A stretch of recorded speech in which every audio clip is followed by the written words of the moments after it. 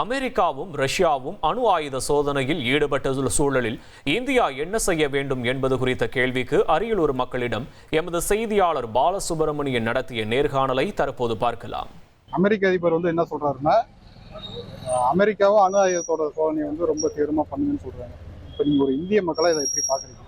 இந்திய மக்களா எப்படி பார்க்கணும் அப்படின்னா, நம்ம எப்பவுமே அமைதியை விரும்புகிற நாடாக தான் இருந்திருக்கோம். நம்ம அந்த 98 அணு ஆயுத சோதனைக்கு பிறகு நம்ம முதலில் பயன்படுத்துவதில்லை அணு ஆயுதத்தை அப்படிங்கிற கொள்கை தான் இன்ன வரைக்கும் கடைபிடிச்சிட்டு இருக்கோம். இந்தியா இதுல ராஜதந்திர நடவடிக்கை எடுக்கணும் அப்படின்னா, நம்ம ஏற்கனவே என்ன அமைதியை நம்ம விரும்புகிறோமோ அதான் தொடர்ந்து பண்ணிட்டு இருக்கணும்.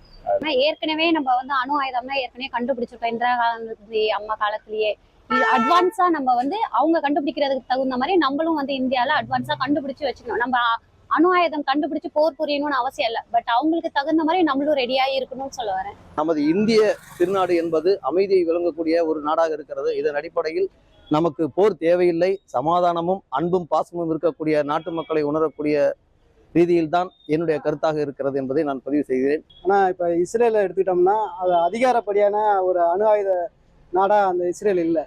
நான் இருந்தாலும் அங்கே அணு ஆயுதம் இருக்கு அப்படின்னு சொல்லிட்டு உலக நாடுகள்லாம் இஸ்ரேலை கண்டு பயப்படுது. இந்தியாவும் அதுக்கான தயார் நிலையில இருந்தால் மற்ற நாடுகளுக்கு வல்லரசுகளுக்கு இணையான ஒரு போட்டியை சமாளிக்க முடியும். எல்லா நாடுகளும் வல்லரசாகிறதுல மும்பரத்தில் எல்லா உலக நாடுகள்லாம் போட்டு பண்ணிட்டு இருக்கிறாங்க.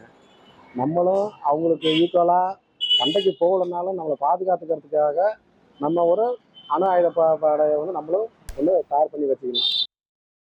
அமெரிக்காவும் ரஷ்யாவும் அணு ஆயுத சோதனையில் ஈடுபட்டுள்ள சூழலில் இந்தியா என்ன செய்ய வேண்டும் என அரியலூர் மக்கள் தெரிவித்த கருத்தை பார்த்தோம். ட்ரெண்ட் ஆக்கிக்கோங்க. தந்தி டிவியின் சப்ஸ்கிரைபர்ஸ் அண்ட் ஃபாலோவர்ஸ் குடும்பத்தில் நீங்களும் இணையுங்க.